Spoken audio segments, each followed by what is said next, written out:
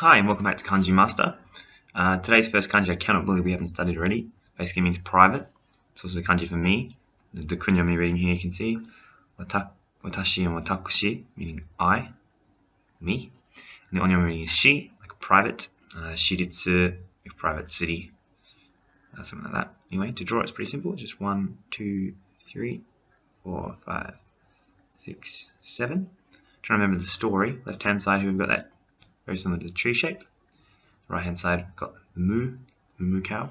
So you imagine that when you finally meet this famous political cow who's gone from being a normal cow and been through all these adventures and put on his fins and made speeches and all kinds of stuff, you finally meet up with him and you're by a tree. Maybe it's the same tree outside your school.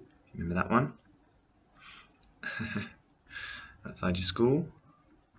This is the same tree, if it helps. You're in the same position, or you're next to your school.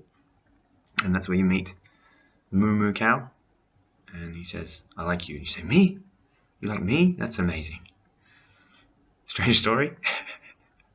But, and it probably makes very little sense if you haven't seen the rest of the videos. But for those of you staying with me here, I'm sure you can, that'll help you remember. On to the next step. We have the kanji for rock. It's pretty simple. It's, the onyomi reading is gun, like ganseki, meaning rocks and stones, and kunyomi reading is iwa, meaning rock. Essentially, it's just a mountain on top of a stone. Ganseki, which would just be this plus this, which we already know, and then we've also got iwa, yama, rocky mountain, which is another one we can draw with this kanji. It's very simple to remember. It's literally just a stone underneath a mountain. You're trying to picture a big stone, maybe picture a stone tumbling down a mountain until it reaches the bottom of the mountain. That's where you find it. Sorry, rock. I almost say rock. Well, this is a stone. It becomes a, maybe it gains size as it rolls down the mountain and becomes a rock. Yeah, that's good. Okay, on to the next one. The next kanji we have here is not too common, though it is made of basic shapes that we already know, so I thought we'd learn it now. It basically means cultivated field. Kunyomi reading is hatake, or hatak, meaning cultivated field. It's essentially just the kanji for fire and the kanji for rice field put together. So to remember it, if you think about it's just a plain old rice field, but when things start to grow, maybe these special plants or something are fire plants. So as they grow and they become cultivated, this field becomes cultivated, it starts shooting flames, glorious flames, flying everywhere. That's it. On to the next one. The next kanji means thread. The onyomi reading is shi, which I've never really seen before, and the kunyomi reading is ito, meaning thread. To draw it is 1, 2, 3, 4, 6. If you break it down, it's essentially the kanji for small, the moo cow kanji, and then a little bit extra thing on the top here. Wanikani, which I always discuss in all my videos, says this is poop, because they used to refer to moo cow as a pile instead of moo, but I prefer moo cow. If you add it on here, maybe it's cow poo.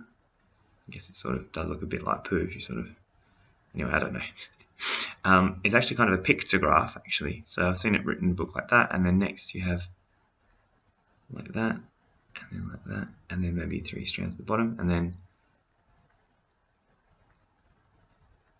like that, and finally like that. So maybe that helps you remember it too.